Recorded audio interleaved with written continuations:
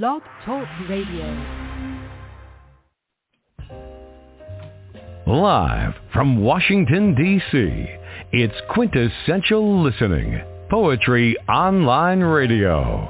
QLPOR, as it's widely known, features a bevy of poets, spoken word artists, and live poetry readings with best-selling authors.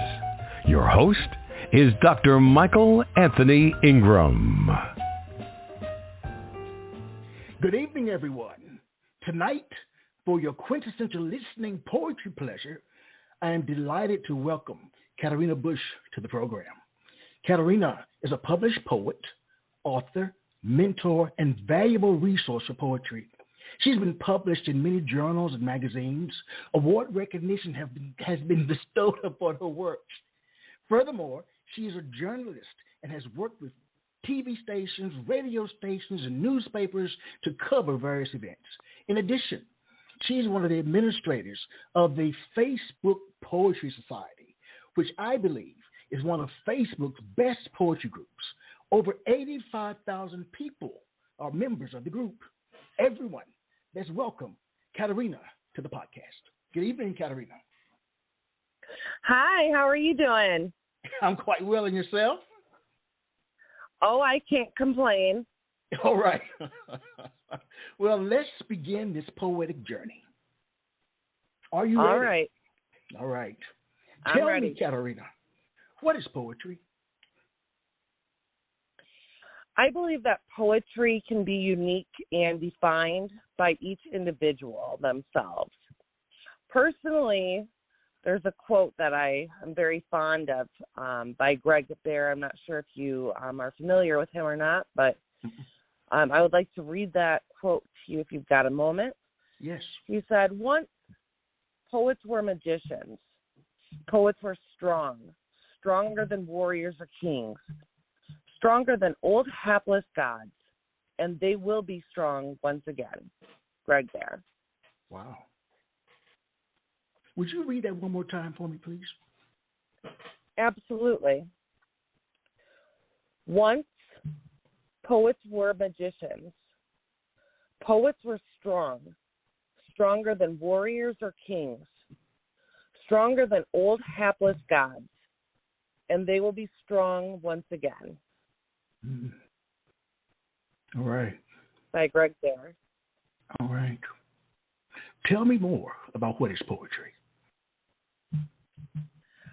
Poetry, I personally, I find it not only a way to express various emotions or thoughts, but I also see it as a way to help understand the world around us.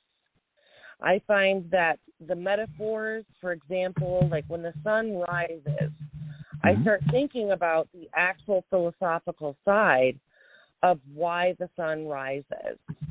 Or like the sun will be out tomorrow, right? So I look at it and I'm thinking, that's something that we know. We foreknow that before it happens. There's a lot of wisdom, there's a lot of knowledge, and a lot of understanding that we can gain just by analyzing poetry that was already here and poetry that we write. Poetry that's already here and poetry that we can write. Exactly. Something about that stands out to me for some reason. I don't know. I like that. I like that phrase. Tell me more about it. My poetry, I like to keep things traditional, but it's because I was inspired some time ago. I used to always read a lot of Shakespeare and John June and just various, Emily Dickinson and Frost. And, I got a special place for all of these poets, Longfellow, and so I see like a tradition that's kind of within their poetry, the way that they wrote. I find it to be, in my opinion, very superior. A superior way of talking and articulating. I find that they were very gifted with it. So I read through, so much of their work, And then, I kind of like keeping, the way I describe it is, for example, we get a last name that gets handed down to us, right? And we keep usually our father's last name. So it kind of like maintains something. So to me, when I write my poetry, I do my best to maintain like the tradition, the authenticity, to try to, not necessarily mimic them, but in a way to keep that, to keep a hold of that value that they gave to poetry. All right. Well, when you think about poetry, knowing all that you know about it, the genre, why is it important? I think it's extremely important, to be honest. Like, I would honestly rate poetry as one of the most top things that any intellectual person could ever get into. I could see it as a way is a form of encryption. Like when you code messages, I can see it as a way of divination. So if you like to, try to get, like Sigmund Freud, he had talked about, writing techniques where you just kind of let your mind like just write whatever it wants. And so I see poetry as a way of like tapping into that unconscious mind also. So in a way you can kind of start doing it was called automatic writing is what he termed it. And so if I start writing out poetry, things will start coming to me. You know what I mean? And I wait for it to kind of, sometimes it's, it's not really much of a go. Other times it's phenomenal. And I'm like, whoa, did I just write that? And so I like to be able to draw that part of myself out that I wouldn't be able to see if I didn't take the time, you know what I mean, to just set aside to work on it. You've been published in a number of journals and magazines. What are the predominant themes of your work? What are the predominant themes? What do you write about? I write about various things, to be honest with you. I do write a lot about prophetic tendencies. I've been told by some that I remind them of like Emily Dickinson, which has been a very big honor to me. To even be, compared to somebody I feel is very, very great. I do a lot of philosophy. I read a lot of philosophy, and I really enjoy it. Sometimes I just write whatever comes to my mind, like whatever just kind of shows up. All right. Please share a poem. Absolutely. I have just the one for the occasion. This one is called Awaken Not the Earth to a Life Beyond the Grave. And I actually wrote this poem back when the Ukraine war had started. It was around that time. And I was sitting there thinking about it, but I wasn't sure like what to like really come to me or whatnot. But what I started thinking about was I was thinking, because I'm a very blunt person in my life, generally speaking, and I know how it's like when like if issues or problems arise and like we go to people and we're like, are you going to fix this, or we need help, or, something kind of going on. And like sometimes people just don't really seem to care. You know what I mean? So then some people get really frustrated and kind of upset, and they're like, nobody seems to care. So what I did is I actually kind of in my mind, I've written this one as an "oh, woe is me," and why should I care? So kind of like flipping the perspective around. But I've had a lot of feedback. People have really loved this, and it, and it kind of makes you sympathize with those people that just don't really, that just don't have the time, they just can't, or they're not able to help. You know what I mean? So it kind of gives you that sympathy there. So this one's Awaken Not the Earth to a Life Beyond the Grave. Awaken not the earth and roars, let it sleep today. For even when it sleeps and snores, I beg you not to stay. Awaken not the earth from slumber, for its tiresome thoughts live on. In a dream that we must remember is not to be tread upon. Awaken not the earth and war, for surely we are asleep, lest by chance both near and far be counted as woolly sheep. Awaken not the earth today, for here we lie back down, to this earth where we will decay and soon be beneath the ground. Awaken not the earth, I say, for days and years go on, where we must live and obey the laws that are said to govern. Awaken not my soul from slumber, nor my body that carries it here, though my thoughts seem to censor and to my life adhere. Awaken not my weary soul from slumber, for night befalls me daily, as my days be short in number, and life itself in enmity. Awaken not the earth, I said, on this very day, for we are tired, our souls are dead to a life that's beyond the grave. End the poem. Wow. That was very powerful, extremely powerful. Thank you. Tell me about an early experience where you learned that poetic language had power. I think I always thought that it had a lot of power.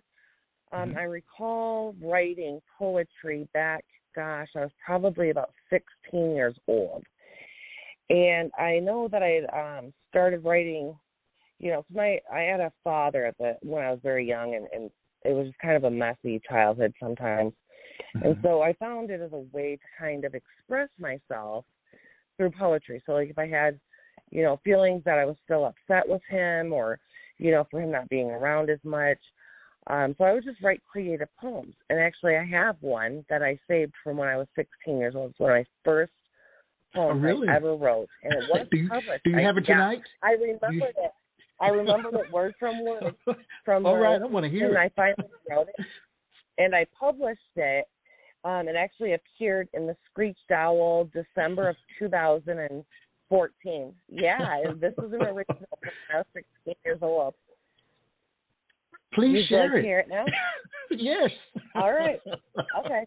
It's called His Screams and Yells Are All I Hear, for I know he's had one too many beers. The shouts are coming from the kitchen, but all I can hear is him bitching. I am only at the age of 3, and how I wish this wasn't me. I enter slowly down the stairs. Everyone hears, but no one cares. I see him lying on top of my mom. His face looks like it's about to explode like a bomb. He shouts, "She's dead," with his face beat red, then turns and yells, "Get off to bed." I run up the stairs as fast as I can, and all I can think is what an awful old man. I hear my brother and sister crying. Is our mommy dying? I tell them that everything is all right as I give each of them a kiss goodnight. Wow.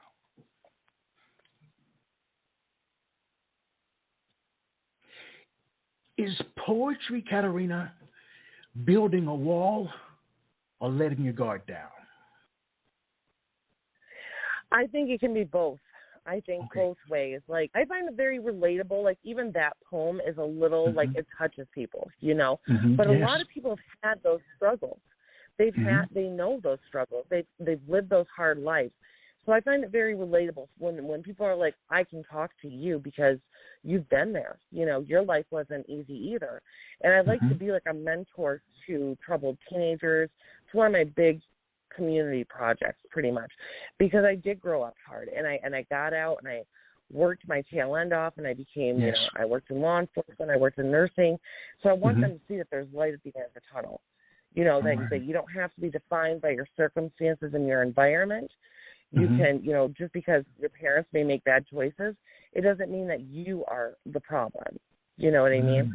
Yes. And so I like coming out, with that to some extent, because it's like, maybe people need to hear it and just know that, I do understand where you're coming from, And so in that event, sometimes I do that. Other times, I write poems, and I guess I leave it up to the reader themselves to decide what they want it to be, or what they want, or what they think it means, Yes. I'm wondering, based on your lived experiences, does it hurt you to write poetry? If not, why not? Like, I have written a couple where I'm like, whoa, do you know what I mean? Like, I'm drawing up a lot of emotion. Even if it's, necessarily relatable or not, but like I can hit that where I'm going to cry. Like, that's like tear jerking. Actually, I put one in a short story, kind of like writing, like mixing them sometimes, like poetry and my short stories. So I'd written one last year that was actually published in a short story, and that one, it definitely yanked on me at the time that I wrote it. Do you want me to read that to you? I'd love it. Yes, of course. Okay. So the story that it was published in it's called The Sun-Kissed Maiden, and it was published in The Wise Owl this last year. The poem out of it doesn't really have a name on it, just because it goes with the story, but I'll go ahead and read it to you. O mystery, O wind, beasts of the wilderness and trees, darkness of these here disciplined, time of hardened journeys. Lost and many come on through, sight they cannot find. A path I ask to now debut, and to mine feet you bind. For if the wind begins to blow towards me to the right, myself I am seen to go where it is still found bright. On my journey home I go, I greet the beasts and wilderness. I myself lost I know, just not to this here compass. Now what the truth is going back to that relatable, remember I had a hard childhood, wrote poems on it. Think about it when I'm in my introduction of it. Beasts of the wilderness and trees, darkness of these here disciplined, time of hardened journeys. I'm basically addressing hard times. You know how some people fail to kind of to stop a cycle, right? Like if they were hurt, so they hurt other people, you know what I mean? And so it's kind of a cryptic message, but basically kind of addressed to them. You know what I mean? Like if somebody's kind of lost going through here, you know, it's like I'm going to greet you. I see you. I understand you.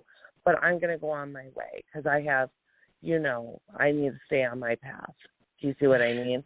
Yes, and I do. Kind of back down and let her go on her way.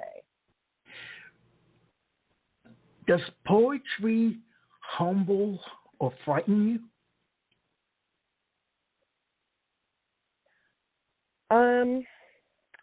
I would say probably closer to humble would be a good word. But what I see, like, I'll give you an example. I see a lot of answers. I see a lot of answers. Like when I open up old literature, and it took me, when I first started reading, like some of Shakespeare and Dune and, you know, some of these poems, it would take me a long time to kind of like really grasp it. I'd have to go back and read it again and again and again before I finally really started to like understand it. And that's why I encourage people, like, if you don't understand it the first time, it's okay. You know, go back. Don't feel, you know, like you have to know everything right away. You know, give it time and reread it without feeling, you know, intimidated by it. And that's what I would do, is I would go and I would just sit there and read, and then I would read again. And I felt like there's a lot of answers just like all over. You know, like I started to find, when I finally started to see, I could like see answers from poetry, philosophy, like just so many different things, you know, and it was pretty amazing. Like I just felt like my eyes were like really open to just nature and just a lot of things. All right. You know, before I ask you to share another poem, what I'd like to know is that the piece that you shared when you were 16, how has your message changed in your work? With my poetry, well, I've definitely progressed over the years. Okay. I didn't go back to writing poetry from when I was like 16. I did, you know, as much as I could. And then I stopped writing poetry until about the age of 29. Did you? And wow. So I didn't really, because I didn't know what to really do. I wanted to publish poems at one point, but when I tried to figure out how to publish them, that's where I was like, you know, meeting some of those like predatory publishers. Yes. They're like, well, if you give me money, you know, we'll buy. So I didn't know how to do like the traditional poetry, and I was really young at the time, and I was like, that sounds like a scam. I didn't really understand it, so I thought it was like really hard to do it. And it wasn't until I was 29, and I'll tell you when I actually did the first time I actually got published, I had no idea what I was doing. So I'd written up a poem that I really wanted published, and I just like looked for publishers for for poems, but I didn't know how to, like, do the submissions or anything. Found all these emails, so I mass sent out my poem.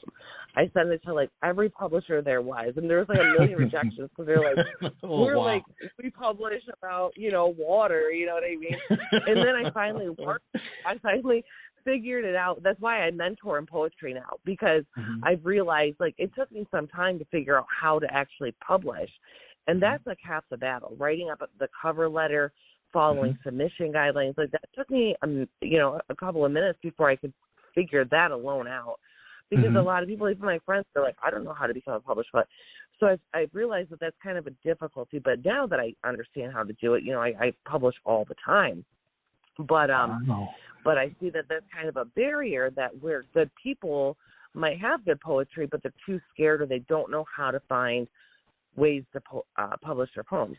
So that's one thing I do as a mentor with a Facebook Poetry Society, is I help people write cover letters.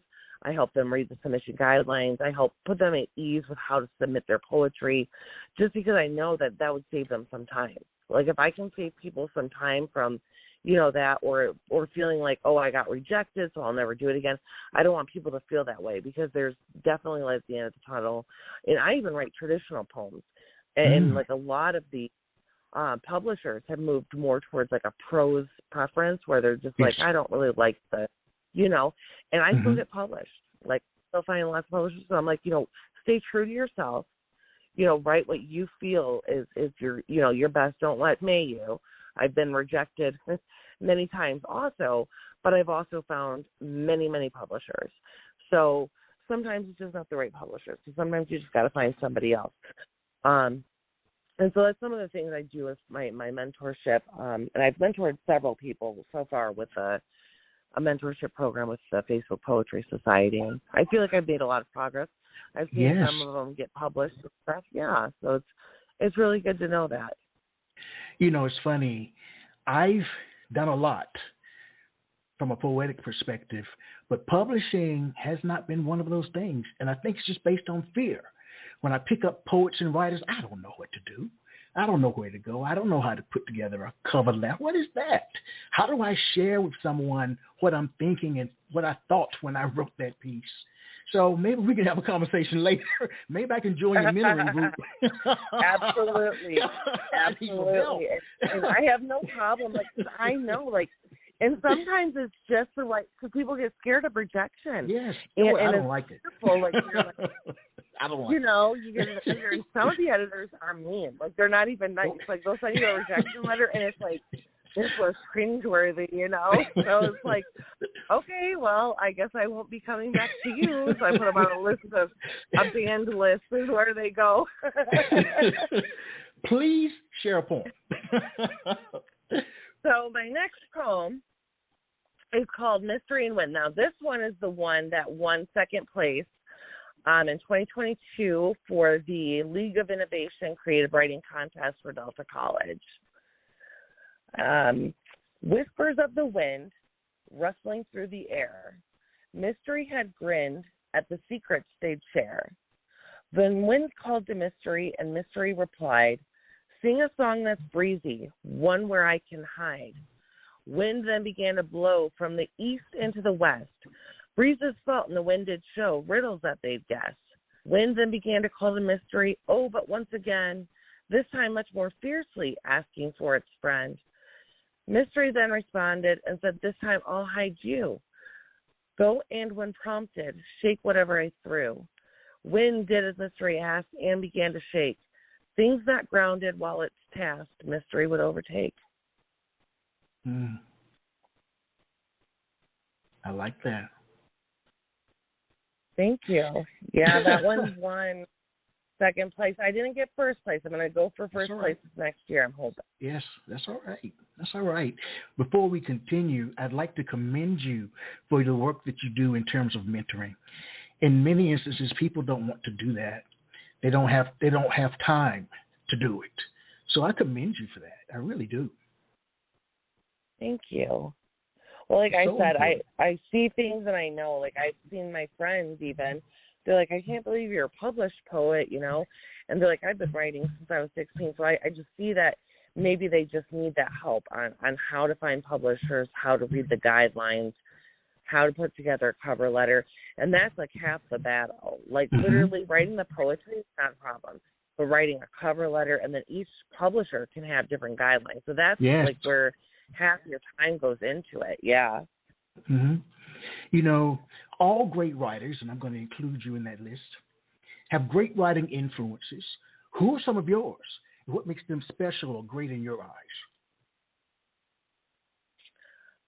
For writers, there's a lot, actually. All right. But I'll be honest with you, my preference for, because I'm actually an avid reader, but my preferences for reading would be the works of Plato, for example. Oh, really?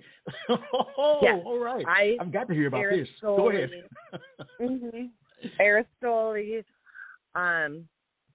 Plato. I like to think, and I love reading, you know, the ancient and older, you know, authors, Hesiod and Ovid,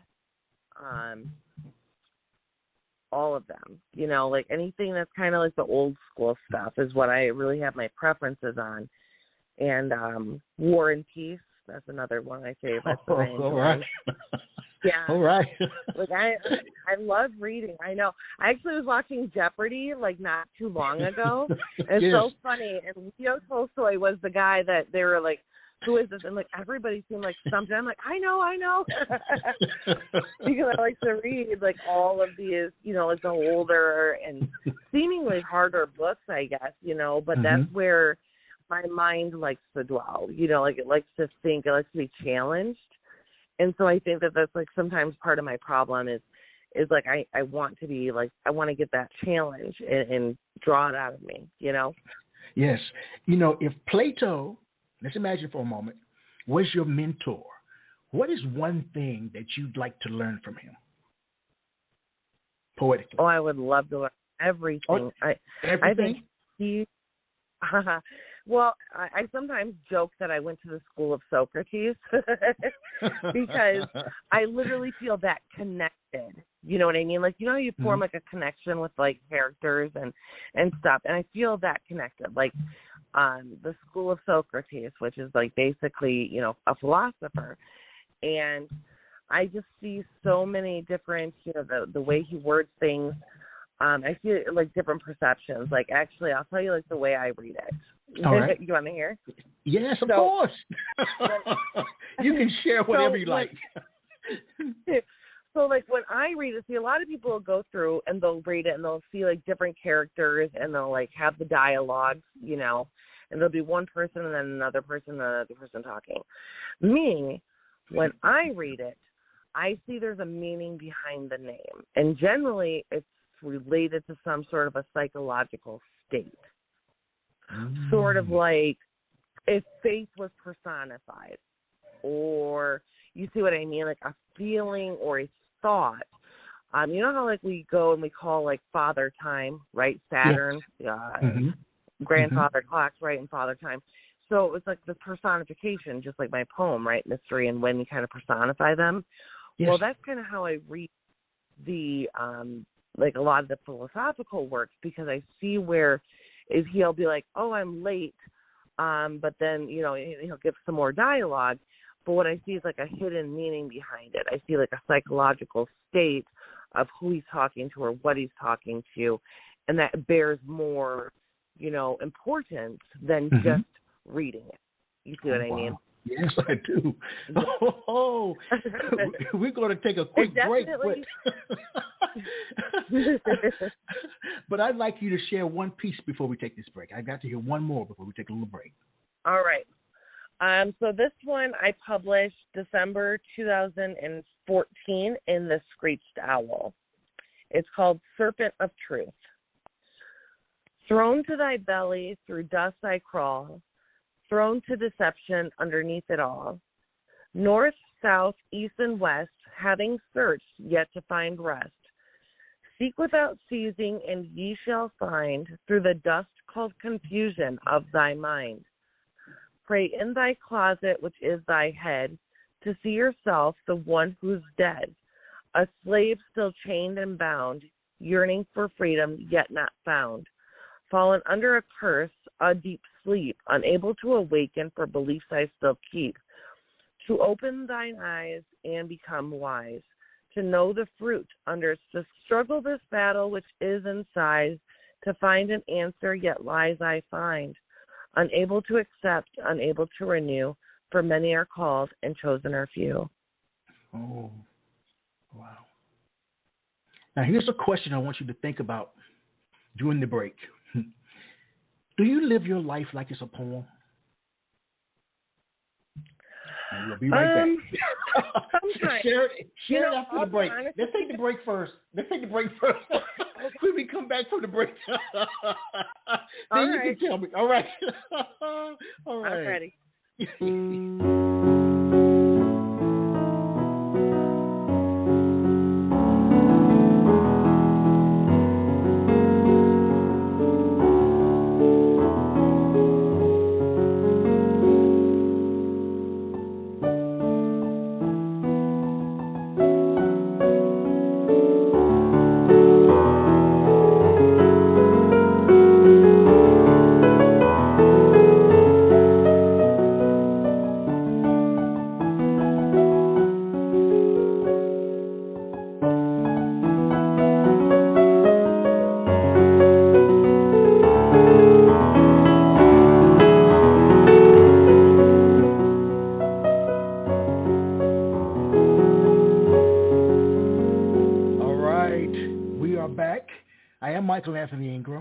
I'm here with Katrenia Busch. Katrenia, do you live your life like it's a poem? That's a very interesting question. And to be honest with you, to some respects, I would say, indeed, I do. Seriously? You're the first person to ever say that. All right, I want to hear this. Indeed, I do, and I'll tell you why. I'll explain it. It's because I find a lot of poetry, especially in the ancient, like I said, I like to dig through all of the old school stuff.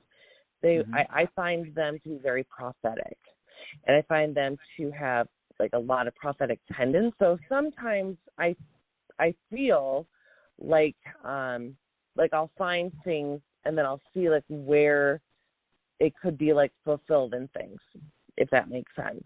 It does. It's not always like what somebody would think, but I can find a way that would make it true or make it real. Do you see what I mean? Mm-hmm. And so I see poetry as a way, because like some of the poets did, you know, just like the original quote that I gave you from Greg Dare.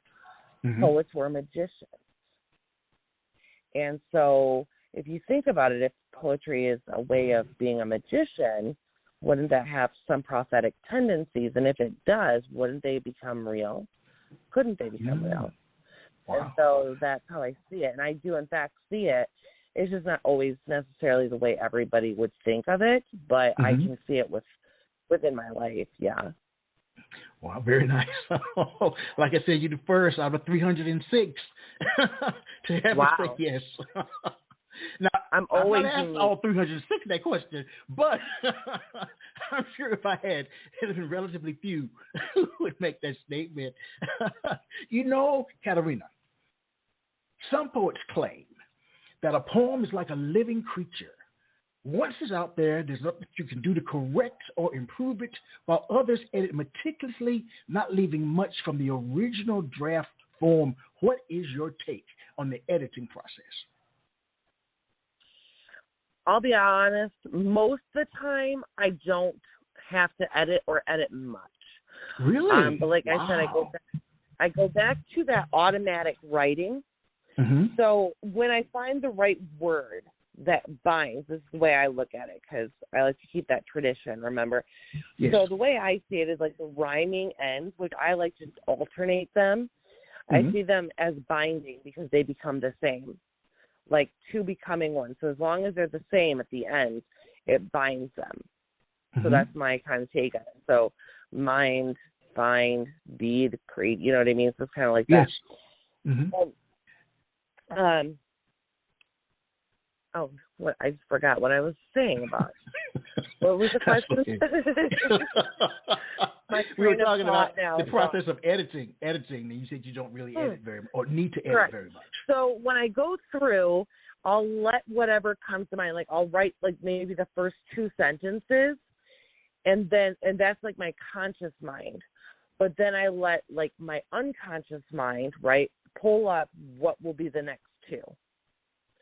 So the first 2 is like my conscious mind, I lead, and then the last 2 are part of like the automatic writing, and like I let it decide.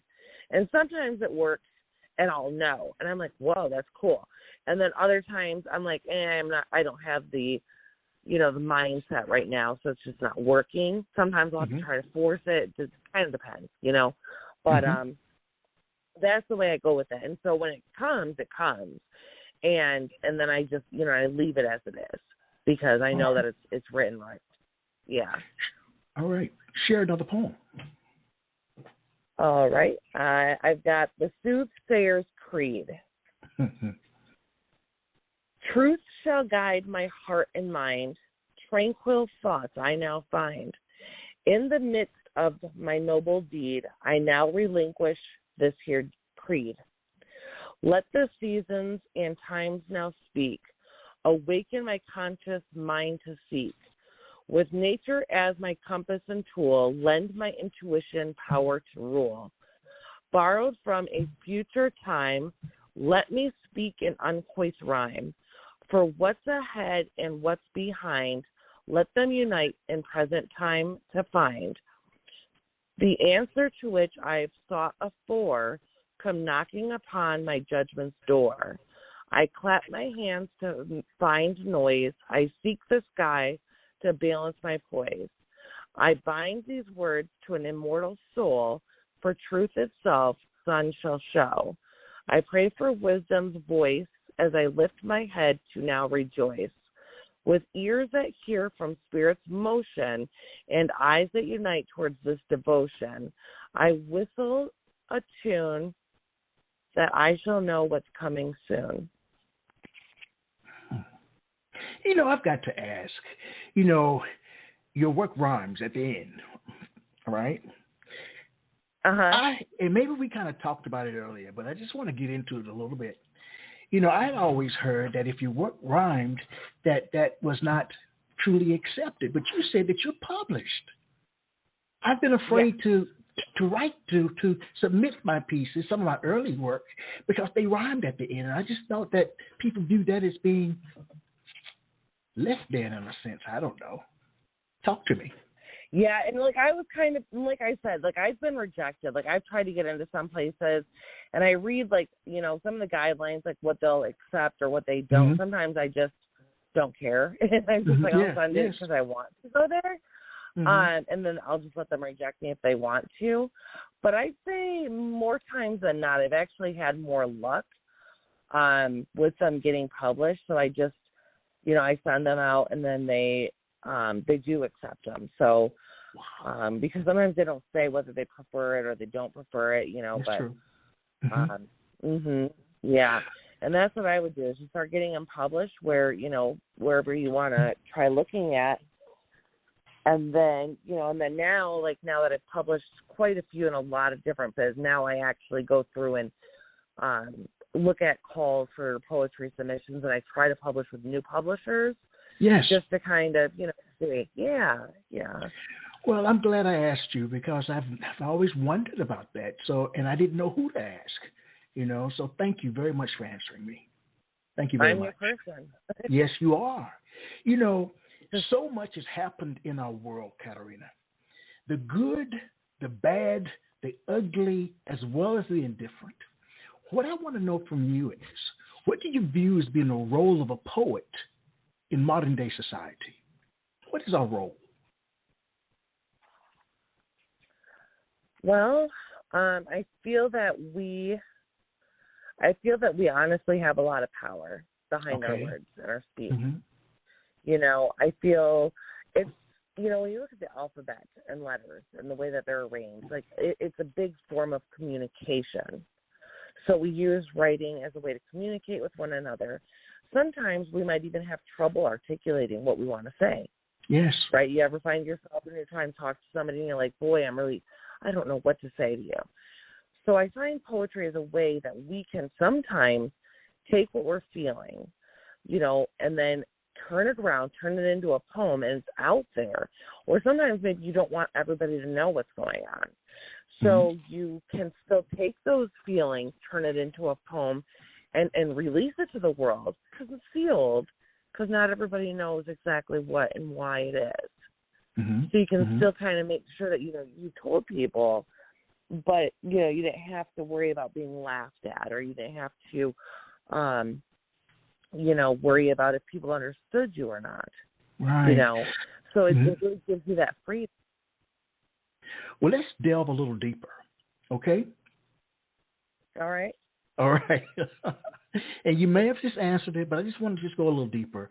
How do you think poetry gives voice to the voiceless?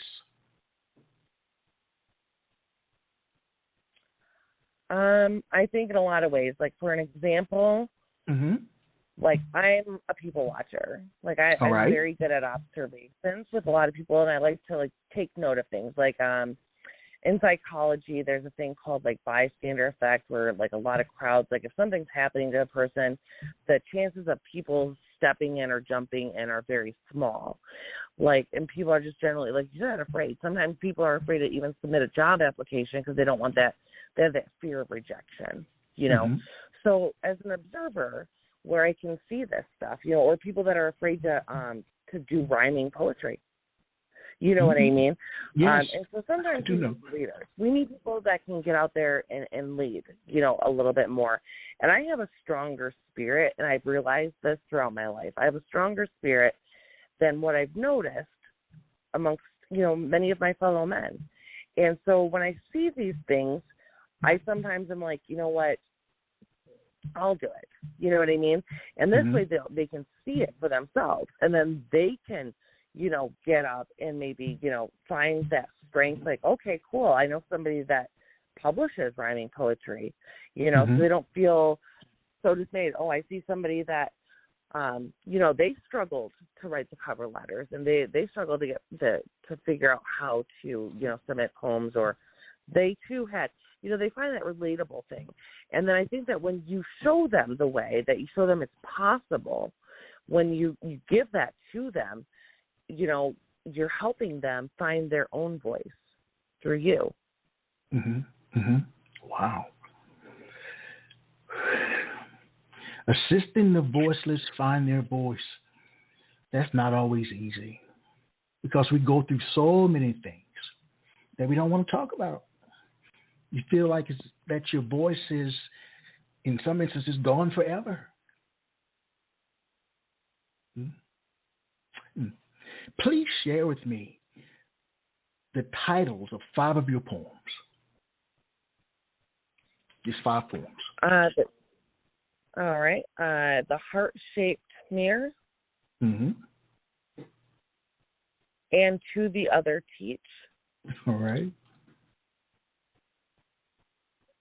One-Worded Oracle. Okay. The Crow. Birds Flew in Such Emotion. All right.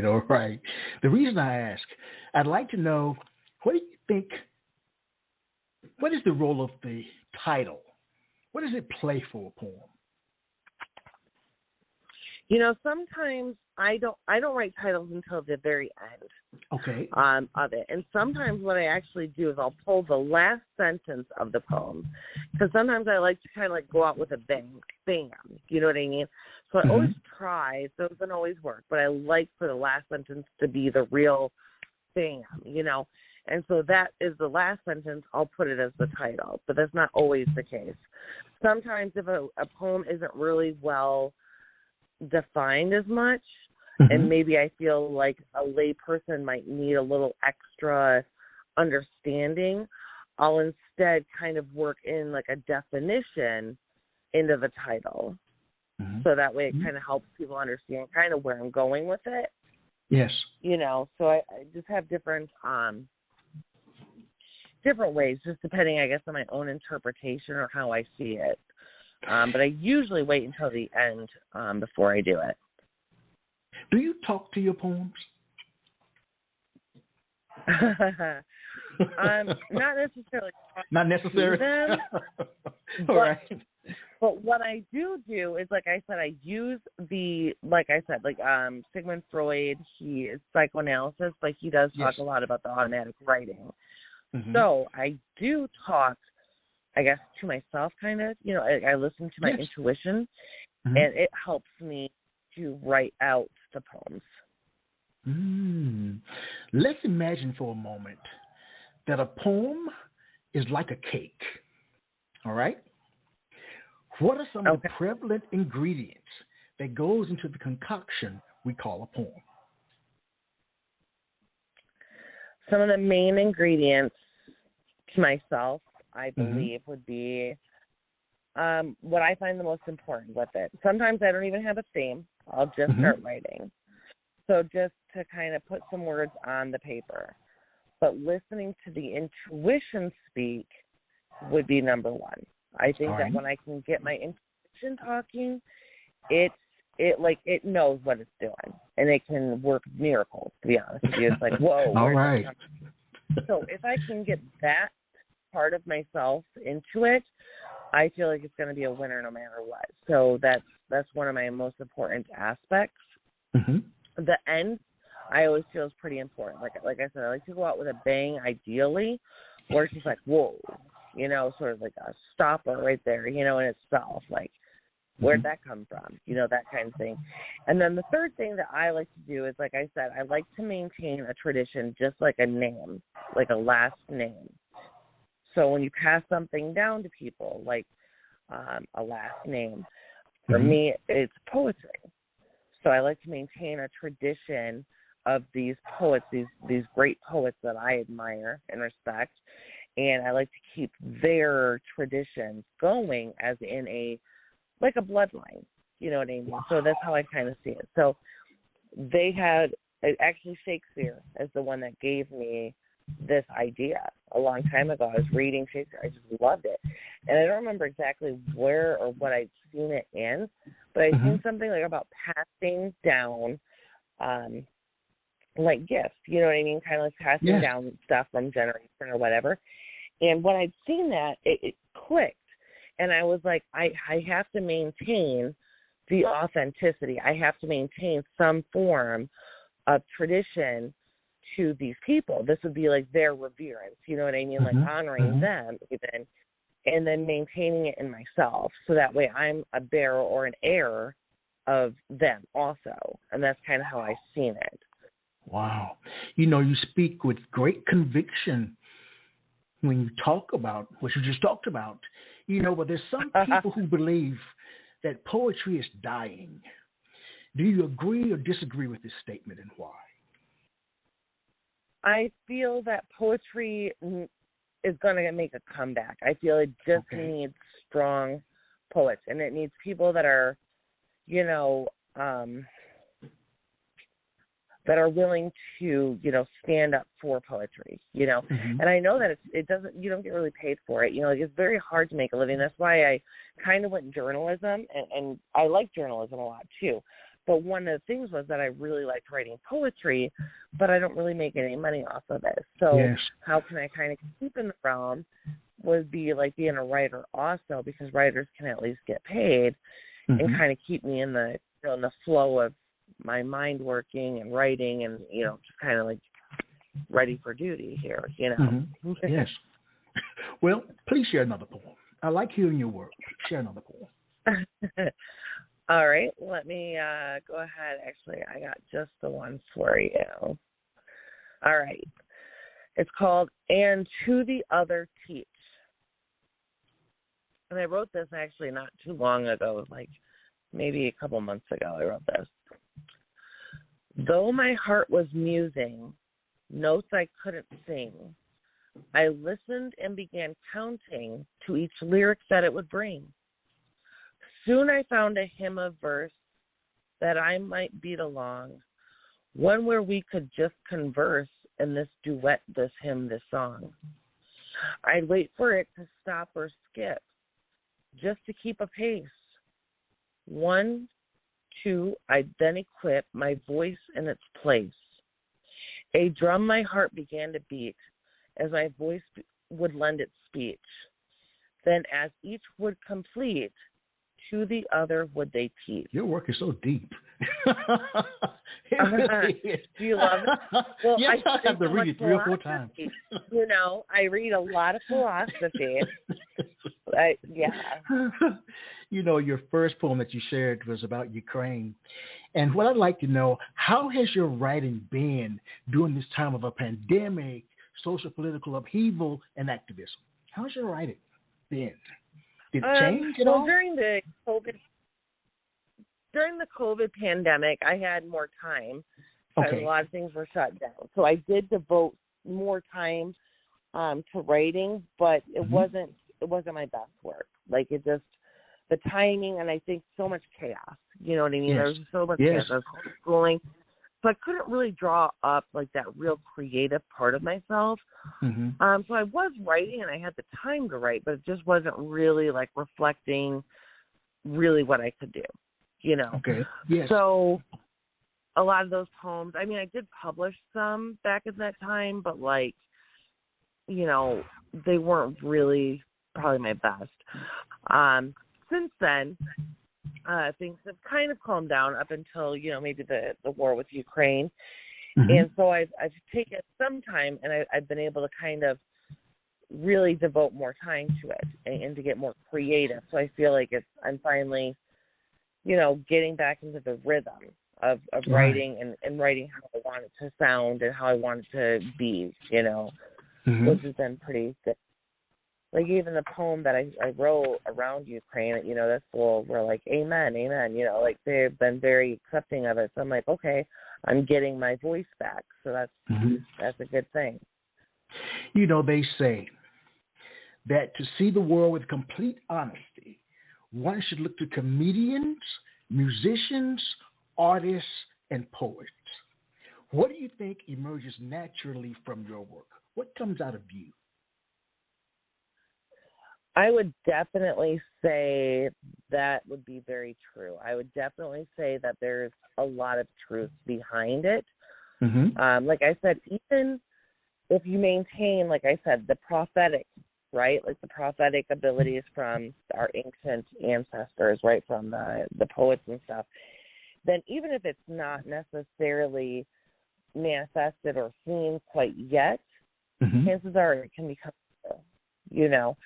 So there's just that truth to it. And then, of course, like if you write it from your intuition, it's at minimum true feelings, at minimum true intuition. You know what I mean? You can kind of, you know, go off of that, like with all these different, you know, variations of truth, right? You know, the mind and the voice, you know, could that be true? Absolutely. You know, and so I do definitely see that. And then also it could be true to yourself and true to another person, but maybe it's true in a different way to them. They hear it their way and they're like, oh my goodness, it's, you know, relatable to me in my life because this happened, and then be to something to somebody else, because we all have different lives and different perceptions of things. So what do you think in general makes poets different from other people? I'm keen to know. You ever hear the word poetic genius? No, right? I haven't. Talk to me. Right? I've never heard that word. You haven't? No. There's a phrase. It's called poetic genius. And basically, you know, and I imagine there's always some truth behind things. Like I always see like phrases and idioms and you know, all kinds of things, like when we're looking at it. I'm a big person who likes to read a lot of idioms and stuff too, but basically it's an intelligent person, like a very intelligently gifted person, and so, or intellectually gifted with the passion of poetry. And so, and I would definitely agree with that. Like I would say some of our best people were poets. You know, you got to look back at Shakespeare and you got to look back at Dickinson and see that they definitely had something special about them. You know, and the way I see it, you know, not everybody maybe opens their eyes enough to really see it, but I mean, many people would. They'd be like, that person had something special about them. even if they don't know what it is, Well, we've reached a part of the program that I view as being my personal favorite. I view it as being a mini, M-I-N-I, poetry concert. This is an opportunity for you to share 3 or 4 poems, back to back, no interruptions from me. Katrenia, you're on the stage. All right. The first poem that I'd like to share is going to be called The Heart-Shaped Mirror. O fair mirror, what reflections have you of the ocean deep? Vainly as I had sought to capture, while mine soul seeking eyes lay fast asleep. O fair mirror, with revelations that you bear, here I lay idle in confession of everything you share. O sweet conscience, emitting through this mirror, a host with an eerie resemblance, into that be my thoughts compare. O mirror of mine heart's flow, bearer of light and all I be, aligned to my will and cautiously sow knowledge of I to me. The second poem that I would like to share with you is going to be One-Worded Oracle. Firmly perched upon mine heart, one word echoed unbendingly. True, I said, as it must depart, its worded reply almost knowingly. For the future made haste with what was already known. For this one word embraced its predictability and its only answer found.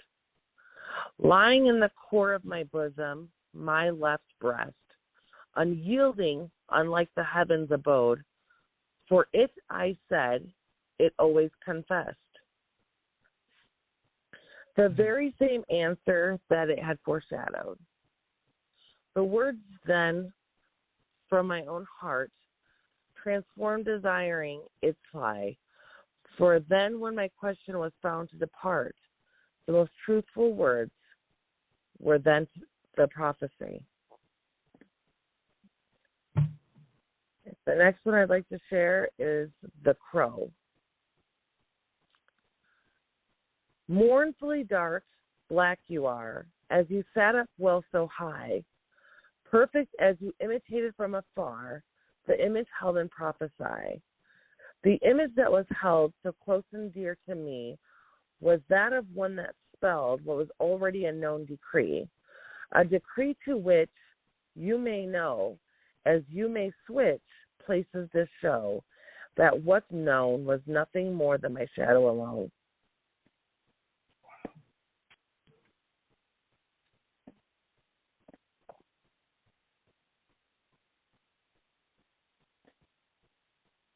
Is that the end of your performance? That is of your reading? The end of the read, yeah. All right, okay. What do you hope readers get when they encounter your poems? I don't know. I hope a lot of things. Sometimes it doesn't bother me if I don't get a lot of recognition. I don't really write poetry for necessarily the recognition of any of it. Right. If people see it and they like it, then you know what I mean? I don't want to force it. You know what I mean? Kind of if they appreciate it and like it, they do. If they don't, they don't. I'm not hurt or offended in any way because not everybody gets it or likes poetry, and I totally get it. Mm-hmm. When it is appreciated, though, like I said, I've had a lot of positive feedback. The Serpent of Truth, that was my second poem I ever published, and the editor wrote me back, and he was like, "This is phenomenal." He was like, "This is great," So when I get that kind of recognition every once in a while, it's totally worth it. I'm like, oh man, that's superb, Mm-hmm. And I actually recently had a story picked up by an editor, and they're like, wow, this is great. It's number, whatever story. And I'm like, and that little bit is like, wow, that's great. I'm pretty pleased with myself to get that kind of feedback. So. Mm-hmm. Wow. Katrenia, do you think you were meant to be a poet? Absolutely. Yeah, Talk to me. Talk to me. I want to hear it. I have no that I was meant to be a poet. I feel, sometimes things fall in my lap. That's what I call it. Some things I've always been kind of a natural with. And then some things are just meant to be. You know what I mean? Like they're just meant to be. And poetry was one of the things that I found the most eye-opening experiences in my life. Poetry led me to philosophy. Oh, wow. And then they kind of intertwined, yes. And because I started thinking, actually, I'll tell you, I was thinking one day, I was like, I want to write poetry, but I want it to be good. Like, I want it to be like the good stuff, really good poetry. And so I started thinking, I'm like, how does the sun rise? You know what I mean? Like, because that sounds very poetic, right? The sun rises and stuff. But I wanted to understand more. Maybe I should actually look at the astronomy behind the sun rising and study how it rises and when it rises. And then I would notice, like with some ancient authors, like things would be literally timed. Like some of the things that Shakespeare, some of the things these poets could do, I'm telling you, it's so amazing. I think some of it gets overlooked. But it's like they could time things down so well. And so when I started to see and understand it more, a lot of it led me over to like the philosophy side of things, because that's what you're basically doing as a philosopher. You're considering and contemplating, why does the sun rise? How does it rise? Where do the stars fall? So you start to think about all of these. So I literally, from being just a poet, I literally studied astronomy, philosophy, astrology, the zodiac. I mean, I've studied like all sorts of things. I've studied government stuff, John Locke. I've read, all these books, War and Peace, and it all stemmed from poetry. Oh, wow. Because when I wanted to write stuff, I wanted to know what I was writing about. Like, I didn't want to just put words on paper and hopefully it's right. You know what I mean? Like, I wanted it to be actually right. Well, you said you wanted to write the good stuff. So what makes poetry good? What makes a poem good? What? The research? The person, right. And like I understand, like each person, what they define as good or bad is honestly up to themselves. Up to them. That's true. To me, what is good would be, I hold myself to a higher standard. And, some of us are just like our own worst critic. You know what I mean? So when I want to be good at something, I see, Emily Dickinson. I see Shakespeare. I see these people are good poets. Okay. So in order for me to be a good poet, I want to be able to do similarly like what they could do. I don't beat myself up if I can't like really keep the tune with it. But I put forth the effort. You know what I mean? Yes. So like I said, what I saw was like, maybe I should understand the stars. I don't want to just write about the stars. And then what if that's wrong? Like what if it just, isn't as accurate, isn't as right? So I would actually go study astronomy, and I would study the alignment, and I would, and I would actually try to like understand all this stuff. So that way, when I did want to turn it into a poem, it was accurate. There was meaning behind what I'm saying. Wow. There was more meaning behind it. Yeah. What surprises you most? What surprises you most about being a poet? What surprises you most about being a poet? What's the proudest I am about being? No. What surprises you most? Oh, surprises me most? Yes. When it's like extremely accurate, I guess. After I read it. What does that mean? Talk to me. I put a lot of work. Like I said, I put a lot of work into like making sure that when I, like I said, I've studied the stars, I've studied astronomy and all sorts of this ancient stuff.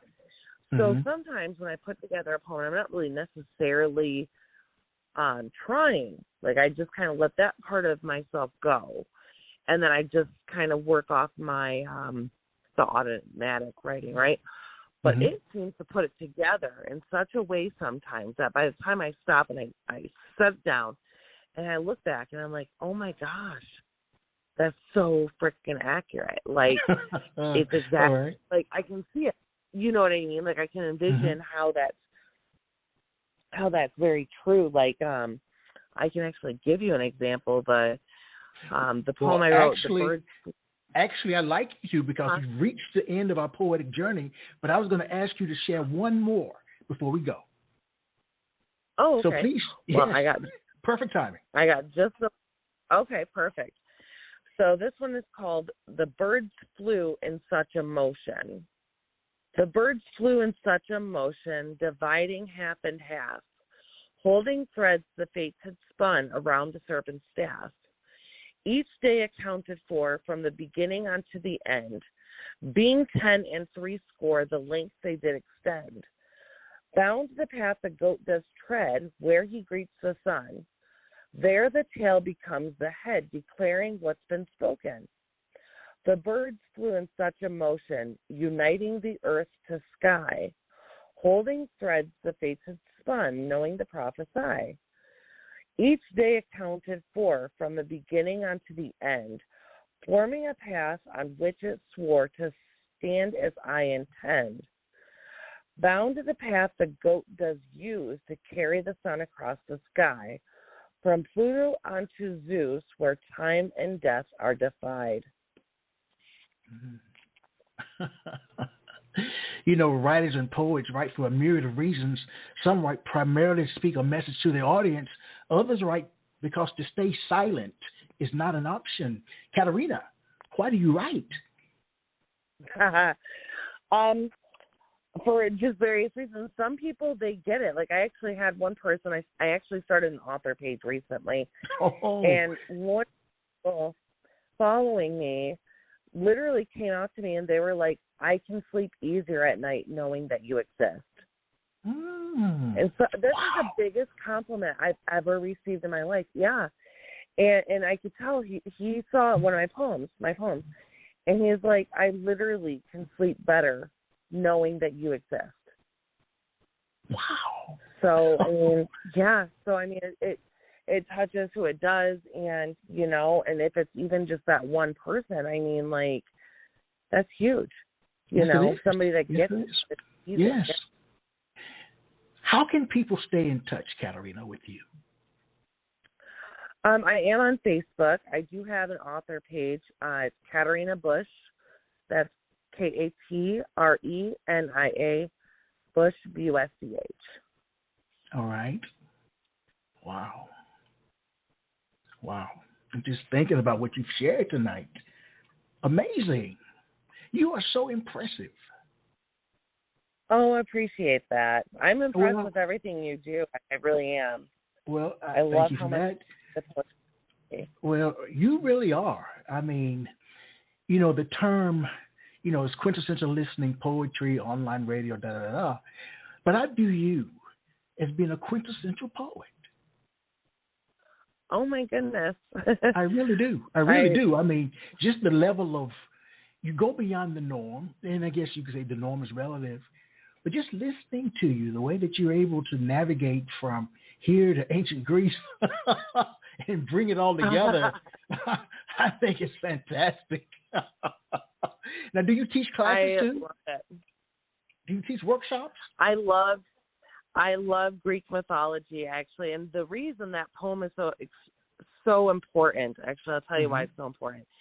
Because most people, there was the, Zeus when he was holding the birds, and he had two birds, and he sent them to the center of the earth, right? And it was like the oracle and stuff. They wanted to see where the center of the earth was and where it met. It was the navel, right? So the stomach.